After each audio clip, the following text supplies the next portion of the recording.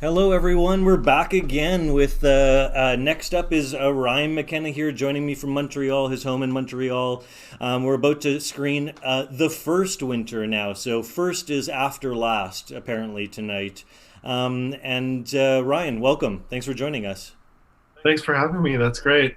Um, but it is kind of a play off of the first winter. It's kind of his last winter too, so it Totally. worked. Yeah, exactly. Yeah, I like that. Were you, I guess, obviously aware of the last winter as a film before you made The First Winter, or no? No, I wasn't. Amazing. I'd love to see it though. It sounds like it's a classic. No, I just no, it was just the winter in general that inspired me more than anything. The actual physical Winnipeg winter. Totally, yeah. It's funny. They're like an interesting. I mean, obviously the combo more so comes from the names, but also in watching them in back to back is going to be really interesting. I think for a lot of reasons. But what I was talking to you about earlier was about when this film screened at the Gimli Film Fest. I think 2014, sold out screening. 80% of the people loved the film. 20% were like actually livid and like angry that someone would portray Winnipeg in such a negative light. Which I found really at the time really funny and also interesting. What would you say to someone who thinks that, like, oh, this portrays Winnipeg in a negative light? Well, we kind of labeled it as an anti-tourism film, so they wouldn't be totally off. I mean, I think it's I think it's twofold. I think one is that Winnipeg, because it's a smaller Midwest town, it's always been a little bit insecure, particularly when we shot the film, which is before they got the Jets back. So there was that kind of insecurity, and that always led to these very bizarre and annoying campaigns like Spirited Energy and Love My Winnipeg, kind of trying to oversell the city, and that always irritated me. So Yeah. this was kind of a stab in the eye at that. But the second thing, and the more important thing to the film, was I was trying to convey the protagonist's inner life at that point. He's completely rejected, stuck in this city. He knows no one and nothing. And so I really use the landscape to kind of emphasize his psychological state more than anything. So Yeah, that's great. Yeah.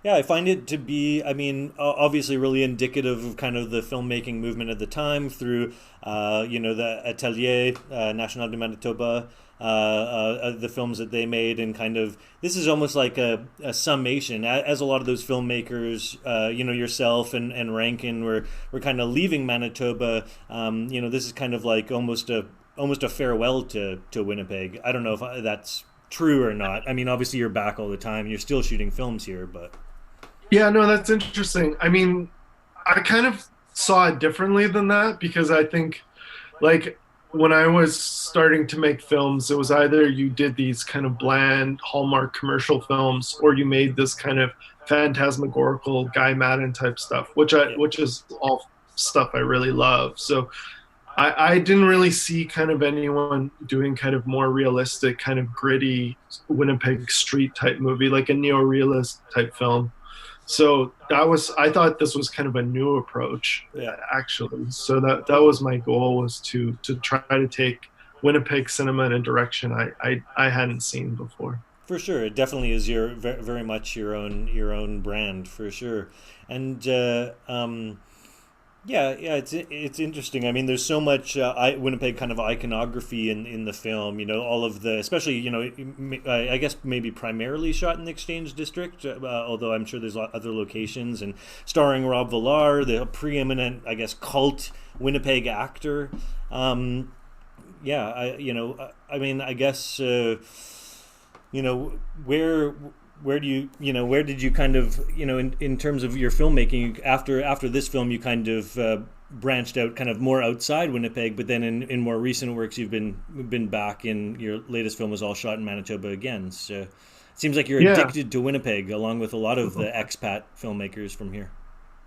yeah, for sure. I mean, another film that was a touchstone for me was an older documentary called Main Street Soldier, and one of the things I really liked in that film was you kind of see the Richardson building being built in the background. So I wanted the film to be kind of its own little time capsule. So, Yeah. we had scenes where I knew that, the Human Rights Museum was in the middle of being built and it still looked really ugly the way it was kind of covered in these fabrics and stuff. And so I wanted to get a shot like that and to kind of set it in a specific time and place to have it be like its own little kind of historical time capsule. Because I just think it's fun in terms of local cinema to try to do these little things. Totally. But as far as my filmmaking output, yeah, I mean, I don't know. I guess MTS Stories from Home. I did a few of those, and they kind of were always encouraging Manitoba content, Manitoba stories, Yeah.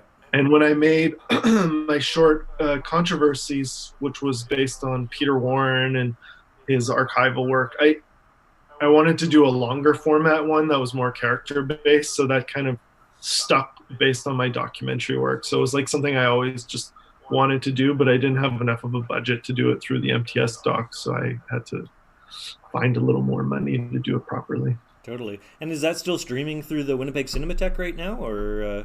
Yes, Cranks is on the Winnipeg Cinematheque site, and it'll be on what is it?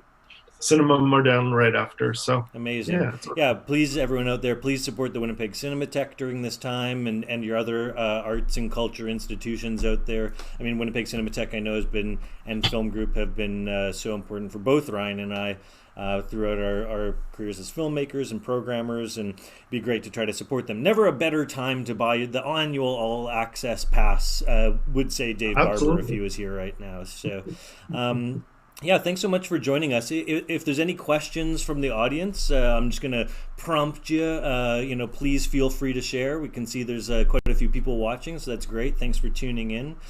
I guess let's talk a little bit just quickly about the Winnipeg Brutalist Manifesto. So this is something, and I'll post the link right away in the chat as soon as I'm done focusing on this.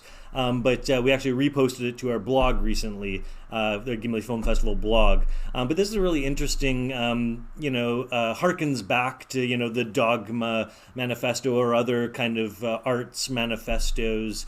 But this one, nothing could be more Winnipeg than making sure that we add "there must be jokes" to the Winnipeg Manifesto. So tell us a little bit about your creation of that. And yeah, well, it was kind of fun. It was after we had shot the film, is when Matt and I were editing the film together, and we were joking about this element and that element in the film, and we should kind of create a manifesto that kind of makes this a new type of cinema. So that's where it started from. Right away off the top, our first point is it will be like a cinema of Quebec but with jokes. So we're insulting Quebec cinema right away, and, and then there's a hit at the NSI and the Film Center and all this stuff. So we're just kind of taking a swipe at everyone. It was just kind of a fun tongue-in-cheek type thing, but it also kind of encapsulates what the whole film ethos was that went into the film. So yeah, it's great. It's a really interesting document to check out, so I'll post that link right away here. I guess unless there's any questions online, I don't see any. I guess we'll get started. Thanks, Ryan, for joining us, and please, everyone, check out Cranks, Ryan's latest feature film. It screened a number of film festivals around the world recently, and I was lucky to catch it at a couple, or at least one there, in VIF. Check that out. That's streaming on the Winnipeg Cinematheque website, so check that out. And anything else you want to say before we say goodbye? Well, I guess this is a movie I got to make with my favorite Winnipeg actor, Rob Villar. So it's a really special performance, and I'm excited for everyone to get to see Rob Villar and Yves Maisel as an actor. Totally. Long live Rob Villar. All right. Thanks, Ryan, for joining us, and on with the show. Take care.